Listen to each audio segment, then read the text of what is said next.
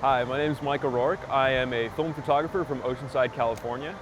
I think I was first interested in film photography when I saw a box in our schoolroom, and it was filled with pictures of my mom's old wedding photos. And I saw in that box that they had rolls and negatives, and that was always just super interesting to me because my whole life I've been surrounded by digital pictures, and to see something that's like a physical way of storing your images in my hands, that was really cool to me. I used to shoot a lot of digital, and I realized that being colorblind, it was really hard for me to go back in post-production and edit the digital shots I got. I had already put a roll through my first film camera, which my dad gave me. It was his old camera, and he took pictures of us when we were kids. And I realized that the big thing that attracted me to film was that it already captured the colors for me, and I didn't really have to focus on the technical side of editing colors into an image that I had to do with digital. I think another huge reason I shoot film is that I really like the grain in it, the way it just captures an image. It almost makes it look like a dream. It's weird. It looks almost like a memory, which I think is really cool, and it has a more cinematic look to it.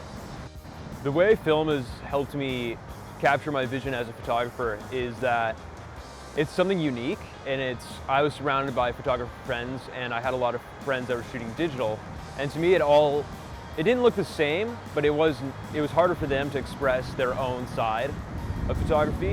And I think with digital it was something that was kind of unique to me and something that I could use to have my photography more recognizable and stand out against that of my friends. The thing I photograph most is probably just my friends and day-to-day life. I don't really like going to a place with a set idea in mind of how I'm going to set up a shot, and I don't really like the technical side of it. I like to just be in the moment, and if I see something that is visually appealing to me or a cool moment with my friends, I like to just take a picture of that. I used to shoot a lot of digital, and I realized that with digital it wasn't capturing what I wanted in my images. It didn't really get my colors how I wanted it, and it was more technical, and that's not really how my brain worked. I liked how film was, you got what you got with film, and it captured pretty colors and had grain and it looked nice, and I didn't really have to concentrate on the technical side of it versus being in the moment and capturing the pictures I wanted to. So I shoot only film now. I think you can capture the look of film with post-production, but it's going to take a lot more work, it's going to take a lot more time, and it's not going to actually look as organic or natural as actual film is going to look. With film, I like it because it really slows me down. It lets me think through my shot. I only have 36 shots before I have to switch out the roll. And it really allows me to put a dollar amount on each picture I'm taking because I'm paying for the roll of film and I'm paying for development. And so it slows me down in a way that I think through every shot I take, and I have to know that the picture I'm taking is something I actually want to have an image of. I think my eventual goal for film is to have it support me financially and have that be my job, and I think it's a unique media to do that on because it's going to capture images in a different way than every other digital photographer is going to capture them. And I think if it could support me and be my passion at the same time, that would be really cool. My favorite film would probably have to be Lomo 400. I like it because it captures similar images to Portra, but being a high schooler, it's not as expensive, and that's a big plus to me. I think my favorite camera, especially right now, is my Canon A1. I have a lot of film cameras, some say too many, but I think I like the A1 most because it's so simple. It dumbs everything down, and I don't like the technical side of it. It does allow me to have controls of aperture and shutter speed, which I would not get with a point and shoot.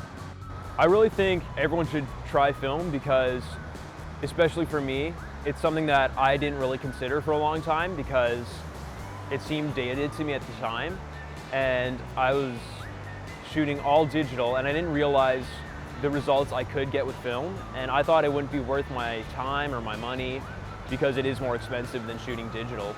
I did realize that I could get gear for film cameras a lot cheaper than I could for digital, and I love the colors and the images and the process of it way more than I had with digital, and I think everyone should give it a try. I think the hardest part of shooting film for me is to pick an ISO, because with film you get your roll and it has a set ISO. You can't change that out during your shoot, and if I have a roll that I'm not shooting a ton of pictures on and it's throughout the day, the light's going to change, the the scenery is going to change, and you might want a different ISO, but you can't, you're kind of stuck with what you got. I think the future of film is kind of 50-50 right now. It might be something that it was a trend and it starts dying out and companies stop producing film, or it could be something that people actually get really interested in, and companies will see that and they'll start producing more film stocks and keep going on the old ones. My name is Rourke and I shoot film.